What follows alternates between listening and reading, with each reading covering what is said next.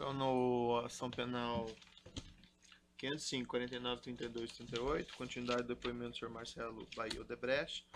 Senhor Marcelo, eu vou lhe perguntar sobre alguns e-mails constantes na denúncia. Tem um na folha 30, que é um e-mail do senhor Pedro Noves, o e-mail que eu me refiro que está na última página, que ele dirige ao senhor. Para Marcelo, eu tenho aqui, ó. Ah, o senhor tem a cópia aí? Tem. Tá. Então tá. Para o caso de você estar com o seminarista italiano antes de nos falarmos. Quem que eram essas pessoas seminaristas? Italiano era o Palocci e o seminarista era o Gilberto Carvalho. E qual que era o assunto aqui dessa... Aqui, veja bem, nessa época, o Pedro ainda era o presidente da Odebrecht. Tá, Então, o principal contato de Palocci era ele. certo. Tá? Eu acho que, por alguma razão, eu fui procurar Palocci, mas como o principal contato de Palocci era ele, eu, em geral, buscava alinhamento ou atualizava ele. Então, foi algum tema que eu fui procurar com ele. Esse tema que o Pedro está falando Leilão. é sobre o leilão de Santo Antônio. Ah, leilão de Santo Antônio. Que era uma briga que a gente tinha com a Dilma, porque ela estava querendo construir o leilão de uma maneira, então a gente tentava convencer outras pessoas que ela não podia.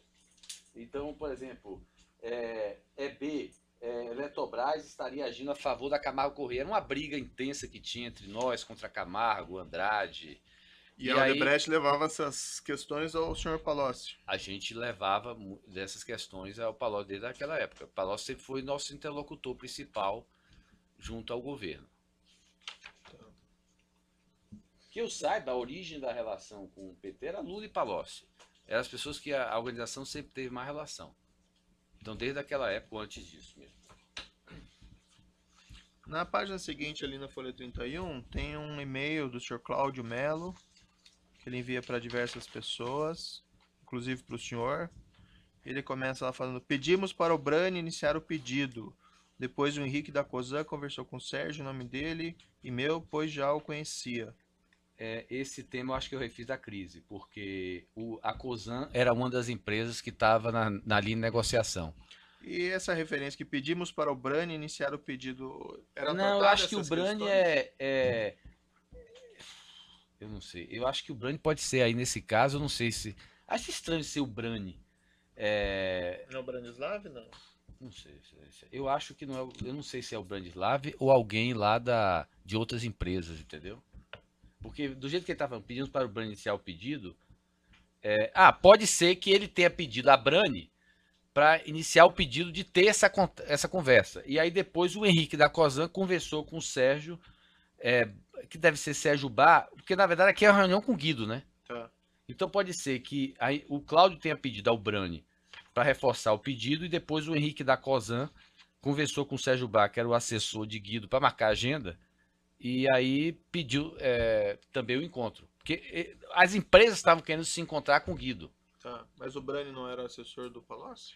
Mas é como eu falei para o senhor, a negociação era com o Guido, como ministro da Fazenda. Tá. Só que o Palocci, ele conversava comigo e com as outras empresas, porque, inclusive, esse pepino do Refisa, esse pepino do IPI Crédito Penal Zero, nasceu na gestão de Palocci na Fazenda. Então ele tinha também um certo compromisso com as empresas. Então, as empresas e a gente falava com o Palocci, até porque naquela época eu, pelo menos, estava iniciando minha relação com o Guido, e as outras empresas também não tinham. Então, a gente usava a Palocci para justamente reforçar com o Guido, conversar. Então, era uma conversa paralela, Palocci e Guido. Tá. Na folha 34, tem um e-mail do senhor, para o senhor Luiz Antônio Mameri, um e-mail de 17 de junho de 2010. Amanhã vou estar às 11 horas com o italiano. Seria o caso de dizer a ele que com os 700 que estão sinalizando, dificilmente terão algo. Esse é aquela confusão que eu tô, que é o seguinte. Tem uma sequência de e-mails. A gente tinha acertado aqueles 40 milhões que deu do 16, que a gente chamava inteiramente de rebate. Era um rebate do valor que a gente ia receber lá. Aí, em 2010, houve uma nova negociação da linha de crédito. E aí, houve uma expectativa e a gente se preparou para atender uma nova demanda. Tá? Que é isso que a gente está falando aqui. Tem outros e-mails também. O problema é que dessa vez nós não conseguimos fechar em Angola os contratos de exportação de bens e serviços. Então, se a gente não tinha os contratos, como é que a gente ia assumir o rebate e depois não ter... Por exemplo, vai que a gente assume e depois toda a linha de crédito vai para as outras empresas. Então, a gente não conseguiu viabilizar em 2010 e não acertamos nada. Então, na verdade, foi uma tentativa que houve de repetir aquele rebate de 64 que não ocorreu. Tá. Então, vou estar às 11 com o italiano. Italiano é Palocci. Tá. Daí seria o caso de dizer que com os 700 que estão sinalizando, dificilmente terão algo. Os 700 seria a linha de crédito. Porque, na verdade, era aquela história. A linha de crédito começava o valor pequeno. Tá. Eles tinham, na verdade, que se eles queriam algo, eles teriam que aumentar e a gente ter contratos lá que gerassem uma mais suficiente para pagar eles. Entendi. Então, o algo que o senhor está dizendo assim é, se for 700, dificilmente vai ter uma contrapartida, é isso? Eu não teria condição de atender o pedido. E acabei não tendo condição por outras razões, porque lá eu não consegui fechar. Entendi, só um minutinho.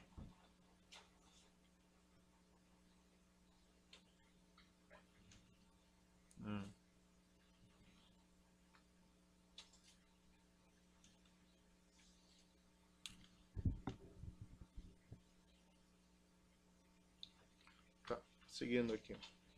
Depois, na folha 40 da denúncia,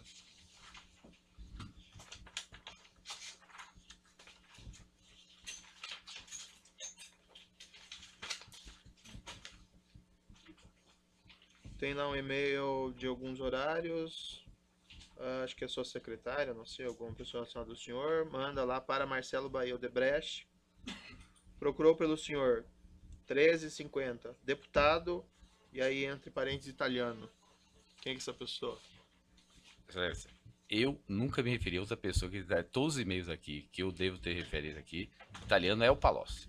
Tá.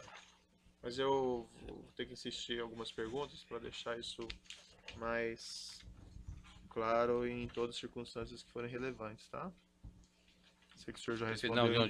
Sei que o senhor respondeu em genérico, mas assim, pelas peculiaridades do processo, tem necessidade desses questionamentos específicos. Tá bom? Perfeito, desculpa. Não tem por que pedir desculpa, só estou lhe explicando.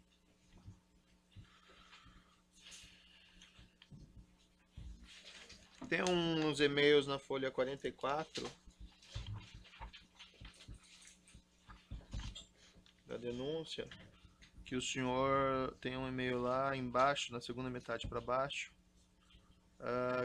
que o senhor recebe um e-mail do Branislav Contic, ou respondendo um e-mail que o senhor enviou. Brani, tudo bem? Estou fora na semana. Sabe se o chefe conseguiu marcar com o GM esta sexta ou início da semana que vem? Ele respondeu, ele conversará com ele pessoalmente à meia-noite. Depois disso, deverá saber a data. O senhor pode me esclarecer esses e-mails? Com certeza, pela data, é refis. É aquela história que eu falei para o senhor. Quer dizer, a gente negociava com o Guido, mas fazia o Palocci reforçar o tema junto a Guido. Então, a gente sempre usava Palocci para pressionar o Guido. E Brani aqui, que o senhor se refere, ou Branislav Contic? E ali sabe se o chefe conseguiu marcar com o GM, o chefe seria... Não, no final da página, no último. Não, às vezes eu chamava o Palocci de chefe. Tá. Chefe do Brani, talvez, nesse caso. Entendi. Como era o chefe dele, às vezes eu chamava ele de chefe. Quer dizer, porque para Brani eu não usava o codinome italiano, né? O codinome italiano é uma coisa interna nossa. Então, sempre que eu me referia a Brani, nunca vai ter italiano. Vai ter, em geral, quando eu falava com o Brani, eu mencionava chefe, porque era o chefe dele. Claro, sim. Aí na folha 51 também tem um e-mail do Alexandrino Alencar para o senhor, com cópia para o Cláudio Melo.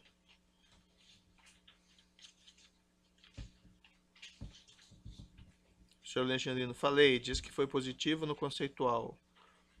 Ficou com uma boa impressão do posicionamento do locutor, vai ter que vetar a parte técnica, e a parte que na parte técnica ia falar com o GM, que Itália estaria junto nessa discussão.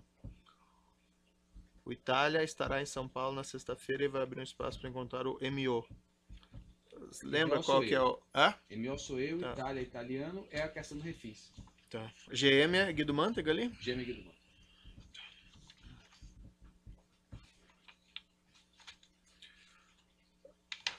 Depois, mais adiante, tem na folha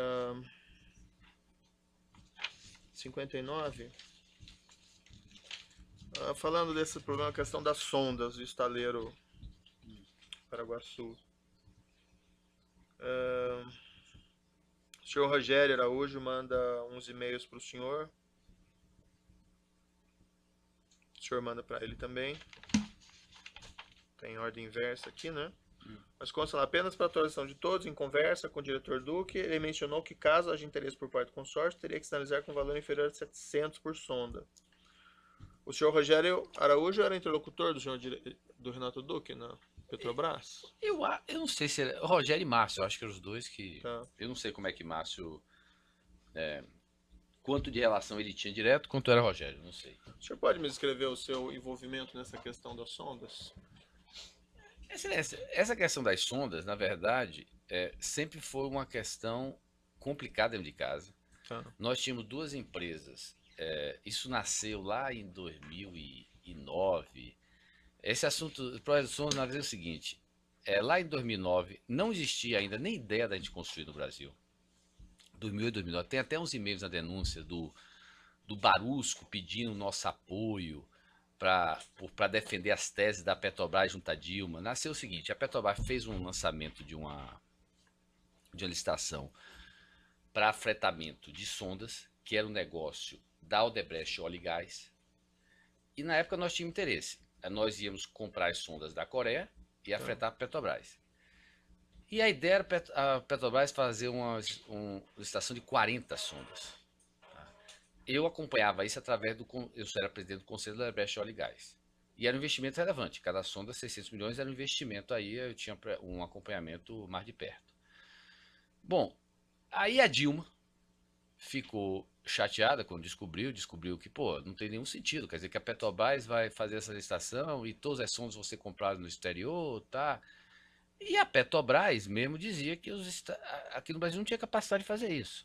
E pedia nosso apoio para ajudar a Dilma a mostrar que não tinha. E no final das contas, acabou tendo um compromisso entre a Petrobras e o governo, e o governo buscou as outras empresas para dar um certo conforto ao governo de que elas seriam capazes, que era o seguinte, o governo aceitou, lá em 2008, 2009, deixar 12 sondas serem licitadas, com o compromisso de que as outras 28 seriam depois licitadas para serem construídas no Brasil.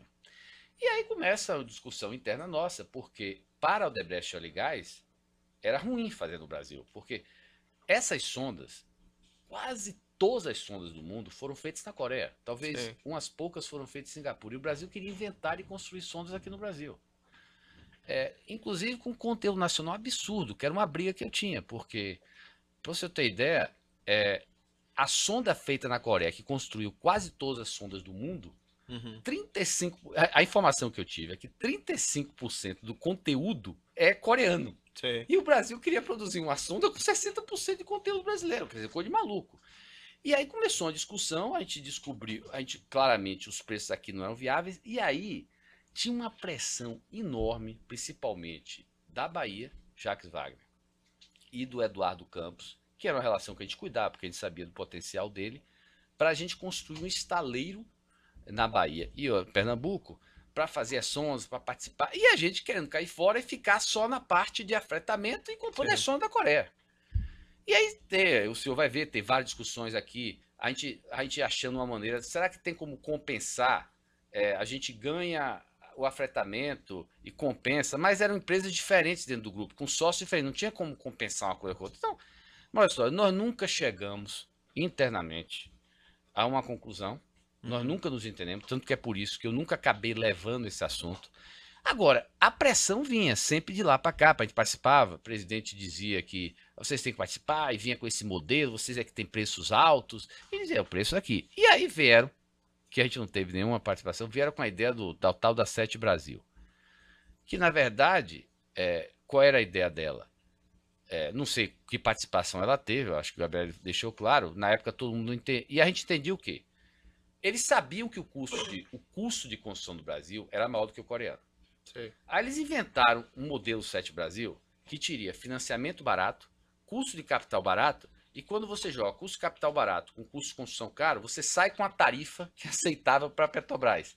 É a história, quer dizer, a tarifa de afretamento era aceitável para a Petrobras, ainda que você contrate por um preço mais caro, porque o custo de capital é mais barato. Sim. E aí vieram com o modelo de Sete Brasil, que eu nunca entendi. Aliás, eu tive a oportunidade de falar com vários acionistas da Sete Brasil e dizer, ó, não sei qual é a conta que a conta não fecha. Tanto é assim que a empresa Odebrecht Óleo e Gás, ela se tornou sócia da Sete Brasil nas sondas que ela ia operar. E a gente tinha dois negócios, de operação e o investimento das sondas. Sim. O investimento das sondas era um mau negócio. A gente conseguia compensar um pouco pelo negócio de operação, mas era um mau negócio. Mas no fundo, é aquela história, vem a pressão. Outro dia, teve por exemplo, a Dilma uma vez me deu uma bronca, porque Lula foi lá no estaleiro lá em visitar Suape. E Eduardo Campos comentou com ele que a Odebrecht estaria vindo para lá. Aí ele falou, pô, você quer tudo, você já tem um estaleiro aqui, deixa eles lá para fazer na Bahia. Entendi. Olha, então... Mas algumas perguntas mais específicas agora, senhor Marcelo Odebrecht. Nessa folha 59, tem um e-mail que o senhor mandou. O senhor fala, chegou no Italiana Fofoca, via Petrobras, que estaríamos saindo do destino da Bahia. E depois ali, eu neguei, afirmei e tal. Ele tem claro que a linha vai ser na compensação via tarifa de arrendamento. O senhor conversou com esses assuntos a respeito dessas sondas com o senhor Antônio Palocci? Não, provocado por eles, esse assunto falava com ele e com outros, porque vinha pressão. E essa linha, eu acho que o Gabriel deve ter claro, é aquilo que eu falei, ficou claro para todo mundo que o único modelo que tornaria aceitável construir aqui no Brasil a um custo maior era um modelo onde você pudesse compensar via custo de capital da empresa investidora um valor de afretamento aceitável. Tá. E o senhor passou vamos dizer, a Odebrecht tinha uma pretensão nesse sentido, de que a linha o valor do arrendamento fosse compensatório para custo de construção? Porque para nós, é como eu falei para o senhor, a gente até pensou isso no início, mas como eram empresas distintas, eu tinha sócios distintos, nós não conseguimos evoluir. Então, para a gente, não necessariamente resolvia, lógico. Aí a gente tinha uma empresa nossa ia avaliar o fretamento em si e a outra ia avaliar a construção. Mas por que então o senhor afirmou? Ele tem claro que a linha... Porque essa era a linha que, na verdade, veio do governo, acho que o Gabriel pode ter explicado, que a única maneira de compensar o custo de construção mais alto no Brasil, já que eles queriam fazer no Brasil com custo de capital, com o custo do Brasil e tudo, e sabiam que a construção era mais caro, a única maneira que eles teriam de compensar isso era bolando um modelo onde eles tinham o que a Petrobras ia contratar não era a construção. O que a Petrobras ia contratar era o fretamento. Entre o fretamento e a construção ia entrar uma variável que era custo de capital, que tornaria o valor do afretamento aceitável para a Petrobras. Então, esse era o modelo Sete Brasil. Entendi. Mas por que o Antônio Palocci deu ao senhor essa informação? Exato. E não, mas essa informação foi dada por ele. O modelo Sete Brasil é isso, quer dizer, o modelo Sete Brasil é compensar o custo de construção maior no Brasil via tarifa de arrendamento, que é o que a Petrobras contrata. Isso era claro para todo mundo. Tá. Então o senhor discutiu esse negócio com ele ou não discutiu? Esse assunto vinha sempre dentro do embolso de discutir a questão dos estaleiros, forçando a gente para investir. No fundo, o que nós queríamos era cair fora da construção e entrar só na parte de afretamento. O que era um melhor negócio do que a construção. O problema é que o que o governo esperava da gente era que a gente fizesse o investimento na Bahia e entrasse na parte de construção. Tá.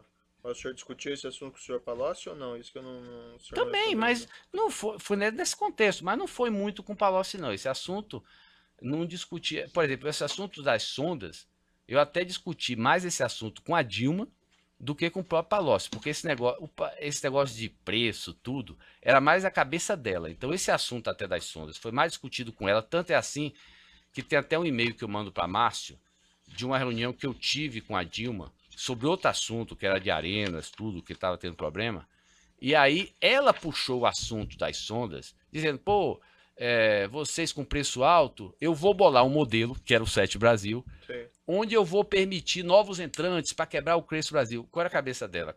A Sete Brasil ia contratar estaleiros virtuais. iam entrar, inclusive estaleiro da China, tudo, e na cabeça dela ia quebrar o custo do Brasil. Eu falei, tá bom, a senhora vai, tudo bem. O que eu sempre disse para ela, o custo é caro. Se a senhora encontrar um modelo que via custo capital reduza para fretamento, tudo bem. Era o que eu sempre dizia, assim. Mas essa discussão eu até tive mais com Dilma do que com Palocci. Tá. Na folha 69 da denúncia, se o senhor quiser dar uma olhada lá. Desculpa.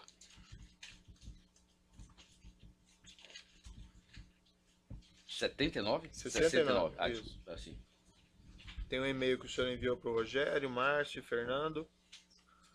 O senhor fala, se nós soubermos o que queremos, construção e fretamento, posso passar para o italiano. Exato, e ninguém sabia. Porque, na verdade, o pessoal lá, eu acho que ficou claro pelaquela discussão, o pessoal do Oligar, por exemplo, estava louco para que a gente não entrasse na construção. Então, não passei nada porque o pessoal não conseguiu internamente se definir o que queria. Italiano aqui é Palocci. o senhor Palocci. Depois na folha 71 ali em seguinte, acho que esse e-mail que o senhor se referia, o senhor Márcio Faria. Página 71. 71. É, exatamente. Tá. Aí 2 horas, 45 minutos. Acho que foi a duração da reunião, isso? Foi. A maior parte dessa reunião foi assunto das arenas. Tá. O senhor teve uma reunião nessa data com a Com a presidente. ex-presidente? Tive. Na verdade, eu tinha solicitado essa reunião porque teve um problema com as arenas de futebol, financiamento. Eu me lembro bem dessa reunião porque é 12/5, eu estava viajando com minha mulher porque era aniversário dela, logo depois. E aí me pegaram no caminho para o aeroporto. Eu tive que. Ela foi, eu voltei. Aí no outro dia fui para Brasília e tive essa reunião para discutir basicamente o tema das arenas. E aí no meio dessa reunião, que foi com o Luciano e o Palocci, que é o problema que a gente estava tendo de financiamento nas 3 arenas, no meio dessa reunião ela trouxe essa questão. Ela comentou da questão das sondas, tá? Aquela questão dos investimentos, que essa questão de acabar com a rigidez dos grupos locais. E na saída o Palocci saiu comigo e disse, Marcelo, como é que você acha desse novo modelo? Eu falei, tá ok. A OG vai cuidar, a Odebrecht Oligar vai comprar fretamento e vai contratar o estaleiro pelo preço que for. É aquela história. Os estaleiros nacionais iam fazer ao custo de produzir no Brasil e esse custo ia ser minimizado pelo custo capital da SET, gerando um afetamento que atendesse a todo mundo. Era basicamente isso. Uhum. E isso foi discutido nessa reunião? Não, foi, de certo, genericamente foi. Ela trouxe para mim na cabeça dela isso ia quebrar a rigidez dos custos locais. Uhum. Eu até tinha pedido para a Dilma ser minha testemunha, mas como eu achei que esse assunto tinha sido esclarecido pelo Gabriel, eu até depois resolvi não pedir mais ela, mas foi porque eu achei que esse assunto estava bem esclarecido pelo Gabriel, como foi se deu. Na reunião estava presente Antônio Palocci e... Antônio Palocci, o Luciano Coutinho, porque o tema da reunião era os financiamentos para as arenas de futebol, Tá. e a Dilma. Na agenda oficial da Presidência da República, consta uma reunião da presidente com o Antônio Palocci apenas, não consta as referências ao seu nome. Bem, eu não sei quantas reuniões ela botava na agenda. Eu tinha com ela reuniões assim de 2, 3, 4 horas, eu tinha 2 reuniões por ano mais ou menos. Tinha algumas reuniões que eram no Planalto, outras reuniões que eram no Palácio. Essa reunião específica foi de manhã cedo no Palácio da Alvorada, na biblioteca. Sim. Eu não sei se ela botou Algum na agenda dela. motivo? Foi Não, informado que... Não, eu acho que foi uma maneira dela abrir, porque eu acho que a presidente costumava ficar no Palácio de manhã e chegar um pouco mais tarde no Planalto. Se ela abrir um espaço na agenda, em geral a pessoa tinha que ir lá no Palácio falar com ela. Tá. Mas o senhor sabe por que isso não foi colocado o seu nome nessa nem reunião? tinha ideia de que não foi. Nem sabia que foi ou não estava. Nunca tentei para isso. No e-mail lá, estavam LC e Itália. Itália é, então... Italiano. Aí consta lá, no fim comentei do Ou pré-sal. Palocci, quer dizer. Exato. Esse tema eu sempre trazia para ela, que era a questão da gente estar na Odebrecht Oligás, desenvolvendo o pré-sal, tinha a questão de exploração submarina, era um tema de muito interesse para a gente, que a gente achava que tinha o cartel dos empresas internacionais, mas não era Construção de sondas. Tá. A Odebrecht Óleo e Gás não constrói sondas e nem quer construir sondas no Brasil. Tá. E aí consta lá, ela diz que com essa nova licitação, a Petrobras queria introduzir novos entrantes chineses, pois queria quebrar a rigidez dos custos locais. Na cabeça dela, Aham. quando a Sete Brasil entraria via fretamento, na cabeça dela você teria uma empresa que tem um custo barato de capital, que compraria, e essa empresa teria o tempo, segundo ela, teria o tempo para contratar de estaleiros que ela chamava de estaleiros virtuais. E aí, nessa cabeça dela, seriam os chineses, os coreanos viriam para o Brasil. E eu disse para ela o seguinte, ó, primeiro, se eles vierem para cá para o Brasil, eles vão ter o mesmo custo que a gente. Então eu não tenho medo de competir com o chinês no Brasil. Eu não posso competir com o chinês com custo na China. Entendi. Segundo, ele não vem. E eles não acabaram vindo mesmo, porque eles sabem que aqui eles não são competitivos também. Daí consta lá, no final da reunião, Itália saiu comigo e voltou depois para me perguntar se eu estava ok com as mudanças para a nova licitação, para fretamento, pois amanhã ia ter conversa com JSG. Eu disse que sim, que seria uma alternativa para sair do impasse, com a OG ganhando sonda de afretamento com a SET e contratando o estaleiro. Exato. Eu falei exatamente que o time estava ok. Com isso aí, a gente entraria, quer dizer, a Sete Brasil, nesse modelo visualizado, a Sete Brasil estaria, via o custo de capital dela, compensando o custo de construção mais caro no Brasil, e eu falei, com esse modelo é viável. E foi esse modelo que daí prevaleceu? Mas, conforme eu já previa, não deu certo. Porque eu sempre disse até para os acionistas da Sete Brasil, eu tive a oportunidade de encontrar com vários bancos que eram acionistas, e eu não sei qual é a conta que vocês fecharam. Porque eu não sei como é que essa conta fecha. Uhum. E em relação a esse assunto das sondas, houve pedido ou solicitação de contrapartida por parte do senhor Antônio Palocci? Por parte do Palocci, não, Excelência. O que houve foi o seguinte, em um determinado momento a gente já tinha contratado a construção, quer dizer, um negócio que todo esse embate que teve, a gente já não querendo entrar, e aí alguém veio com a ideia maluca, e aí pelo que ficou claro para mim, que tentaram combinar depois, de cobrar alguma coisa aos estaleiros, tá certo? Esse pedido eu tinha entendido à época que veio através do Vacai para o Márcio, mas parece que veio através do Barusco para o Rogério, não ficou claro para mim, entendeu? E aí, novamente, como ocorreu aquele assunto que eu mencionei anteriormente para o senhor, do ProSub, o Márcio não concordou. Foi uma licitação ganha com todas as dificuldades, ele não tinha acertado nada, ele não concordou. E aí ele veio para mim e falou, Marcelo, eu não vou concordar, me ajude aqui a segurar o pessoal, eu não vou pagar.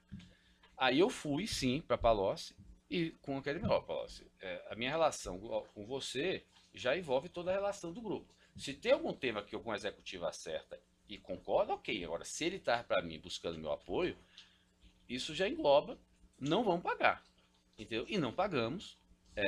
Que eu saiba, não pagou. Márcio confirma que não pagou. Eu não sei se os nossos sócios pagaram, mas ao que tudo indica, eles me disseram também que não pagaram. E não pagou. Mas teve essa solicitação. Eu pedi apoio a Palocci para acabar. Óbvio que esse assunto se resolve logo, porque o Palocci tenta um pouco tirar o dele, dizer, e aí ficar essas idas e vindas. Ficou uns tempos e depois acabou por não pagar. Vamos fazer alguns detalhamentos em relação a isso, mas vamos interromper o áudio e já retomamos no próximo.